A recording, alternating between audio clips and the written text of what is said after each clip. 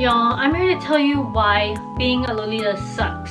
I get it, wearing the fashion is all about friendship and feeling beautiful and looking your best, being out there. But not everything is sunshine and rainbows, and you know what? Sometimes being a Lolita sucks. Before I get started, these are my opinions and my personal experience, so if you don't agree, that's fine. But I'm saying it from my point of view, and everyone's experience is different, you know? Number one, which you're all probably aware of, is you spend way too much money.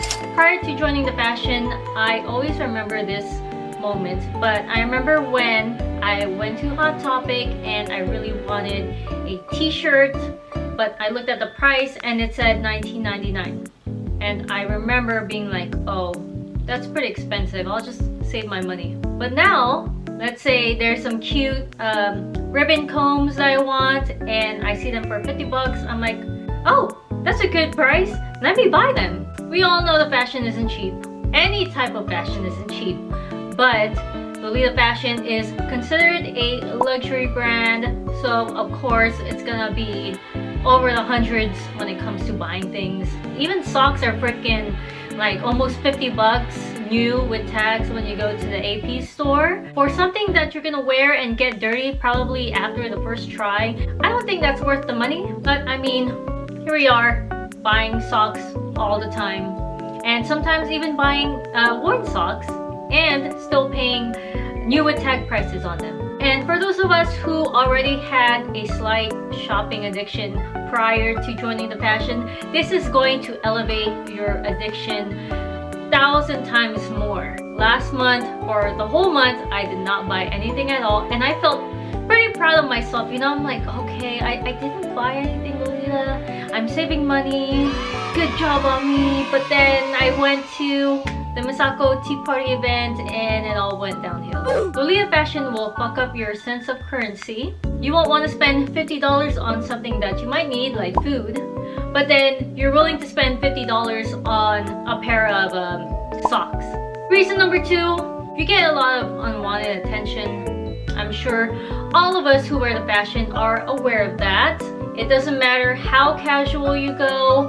It doesn't matter what color you're wearing. Like if you're just wearing all black, you got people asking for photos. You got people asking what event you're going to. Just last weekend when me and my friend got done eating at a restaurant, some drunk woman at the bar was like, Hey, where are you guys going? What event you guys going? and then I'm just like, oh, nothing, we just ate at this restaurant. She's like, Oh, well, you guys look pretty. and obviously she still wanted to talk, but I'm just like, oh, thank you, and then we started to leave. Being shy and being a Lolita do not mix, which makes sense because wearing the fashion is already so out there that it just feels like everyone's staring at you. Your shyness and your anxiety kind of intensifies, which is understandable. Something I also noticed lately is that I hate when people compliment me. I used to like it, you know, like, oh, thank you, that's really nice of you. For a normie setting where I'm wearing normal clothes,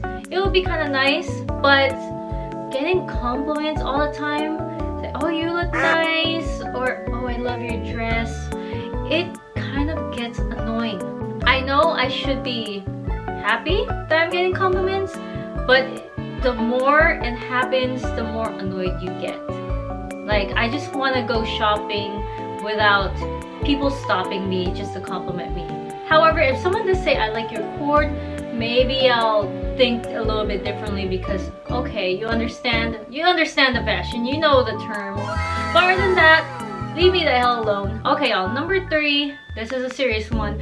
You kind of start questioning your body, if that makes sense. So I'm technically a short Asian woman. I'm Filipino. I am 5 feet 2 inches, but I'm not a typical Filipino or Japanese woman body type wise.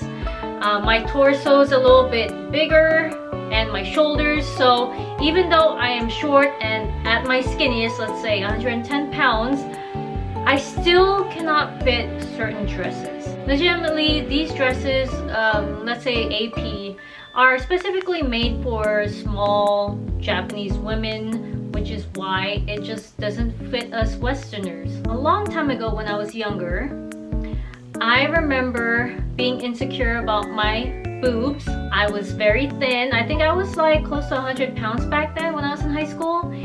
And you know, being thin, you don't really have anything up here. At least I don't. I know plenty of women who are thin and have big boobs. But anyway, yeah, I was really thin. I had no boobs, and I remember having this dream that I really wanted a boob job, and then my dad was like, tell me No, you can't have one.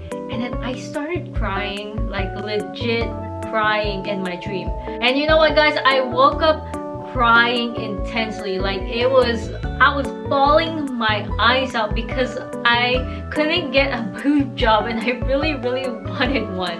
And I'm saying this to you guys because now I'm kind of happy that I don't have boobs. Most of these dresses do not like boobs. Like they want you to be flat. They don't want to have any kind of bust in this area. So I'm kind of happy about that, but at the same time I'm like, that's kind of weird, you know, that I went from really wanting boobs to being glad that I don't have one. So the fashion kind of messes with your head when it comes to your body. Like I mentioned, you can be the most skinniest person in your family. You could be just 100 pounds, but let's say you're like 5'5" and the dresses are too short on you. So you start questioning yourself and you start wishing like you were this height or even this weight, and that sucks. And you know, guys, you're all beautiful, you're all handsome. You don't need to be a certain way. Just some brands suck. That's just what it is. Like AP, sometimes they're really tight. Yeah. Alright, number 4, you get a lot of feelings of FOMO. And by that, if you don't know the term, FOMO means fear of missing out. There's plenty of times where I'm just so tired. It's been a long week and I just want to relax and stay home. However, there's this big event on the weekend and everyone and anyone is gonna be there, and you're like, shoot, should I go? I don't want to miss out. So instead of resting like I should, I end up going to the event, but at the same time I'm just super tired. And what sucks is most of these big events that I'm talking about are usually on Sundays, so it feels like I didn't even get to rest on my weekend off. And if I don't go to an event and I start seeing pictures and videos of the big event, I get sad because I'm like, I didn't attend and everyone looks like they had so much fun and I wasn't there. So I start regretting things, especially once people start posting their court photos. You really feel that regret after. Relating to the feelings of FOMO, that also ties into wanting to spend money on your dream dress even though you shouldn't. So I'm sure everyone in the fashion can relate when you see your dream dress or even a dream item that you've been looking for and it pops up for maybe a decent price or even sometimes an expensive price, and you know you shouldn't be buying it, but you never see it for sale. So you start thinking like, if I don't buy it now, I'm never gonna find it again. So I really need to just buy it now because I'm not sure when it's gonna pop up again. And that's kind of a huge problem for us because a lot of us have responsibilities and we're adults and we need to be not spending money on cheap dresses sometimes, but it's really hard when it's a dress that doesn't pop up usually. It's happened to me so many times, and that's basically why I end up breaking my no buy. Not only do you get FOMO with events, but you also get FOMO with items that's for sale. But we gotta push our feelings of FOMO aside and think of our mental health and also our financial struggles. Yeah, it's a nice feeling to finally have your dream dress or your dream item and to even see friends, but we gotta calm down and just relax. Your friends aren't going anywhere. There's probably gonna be more events in the future, and also I'm sure that item is gonna pop up again someday, and hopefully in a lower price. Number 5 on why being a Lolita sucks. This is my experience, but you kind of start questioning your self-worth. I am a 32-year-old woman. I am married. I have a great career, and we are now living in a wonderful house. However, when it comes to the fashion and social media, I kind of start questioning myself, like, do I suck? Am I good enough? If, let's say, on social media you don't get a lot of likes, you don't get a lot of interactions, you're not talking to a lot of people, you have no friends maybe, then you kind of question how good of a Lolita you are. So many great Lolitas out there.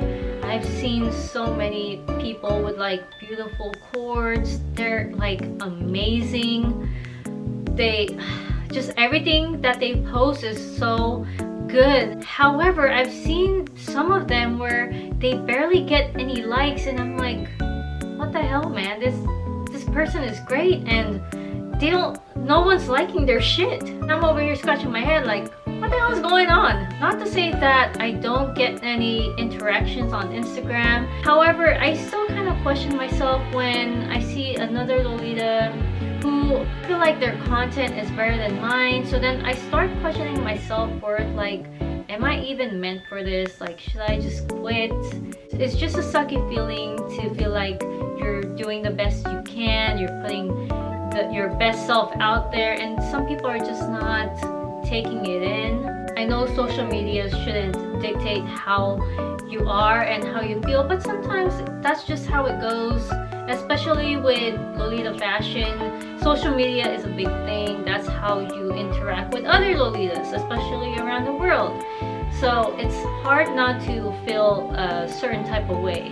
But you know, even if I'm not the best Lolita out there, I still have a great life. I'm living my best life at the moment currently, so I gotta start thinking about that instead of my social media presence. Alright guys, number 6, the harsh reality is not everyone who wears a fashion is gonna be your friend. I remember being like, oh, I can't wait to make friends, we're gonna wear dresses together, we're gonna be best friends, and yeah. Especially when the fashion has a huge range of like different ages and different cultures, different backgrounds. Everyone's gonna feel different than you. Certain people don't want to interact with certain ages and vice versa. And I know how all of us want to make friends with people in the fashion, but if you're not getting along with someone and you guys are not just vibing, don't try to force it. Don't try to be their friend. Just kind of move on to the next person and just leave it at that. There's times where I tried to be someone's friend and they weren't really reciprocating, or they would say, hey, yeah, we can hang out, but then we never end up planning anything, even when I've mentioned some things before. So I have lost a couple of people that I know, like acquaintances. So I've lost some friends, I guess, already because we just don't vibe well. And that's fine. There's plenty of Lolitas out there. You don't have to make friends with everyone. Just be yourself, and eventually you'll make natural friends that way. Alright guys, number 7, and the last reason why being a Lolita sucks is sometimes you feel like you have to act a certain way when you're wearing the fashion. I am a person that I cuss a lot, I smoke sometimes, I drink alcohol like a lot of people. However, because I'm in a fashion, I feel like I have to tone it down sometimes.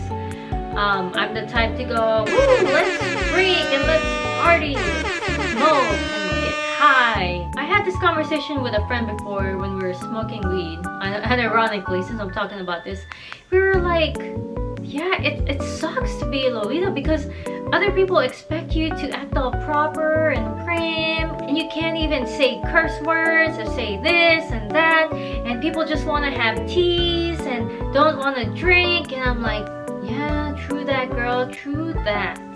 I know there's a lot of Lolitas out there who drink and smoke and do all that, but from my experience, I haven't really met a lot of Lolitas like that, or at least I haven't talked to them about that. It just sucks to have to tone yourself down a bit just because of the way we dress. Like, I get it, I'm wearing something cute, but you know, if I want to act a certain way, just let me. Don't be side-eyeing me. I don't care.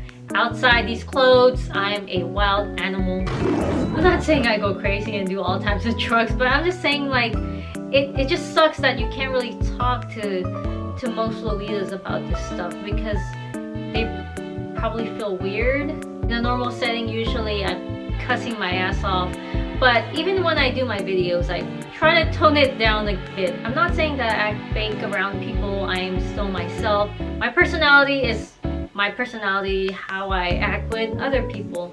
I remember a long time ago, I think maybe 10 years ago, that there was a Lolita who used the bathroom and they got put on shit talking website about how they were farting and they stunk up the whole bathroom, and it's like, bro, we all poop, we all use the bathroom. What, you want us to have like lavender smelling shit? And that's what I'm saying, like, people expect you to act or behave a certain way or even have a certain presence because of the clothes that we wear.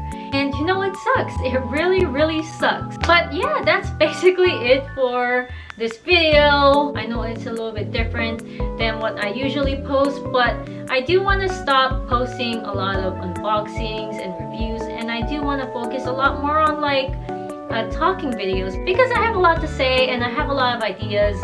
I just kept posting unboxing videos back to back because I was ordering a lot and it didn't really give me time to film content that I really wanted to do. But I'm gonna try and film more talkative videos and also try to do more in-depth wardrobe tour, finish that series off.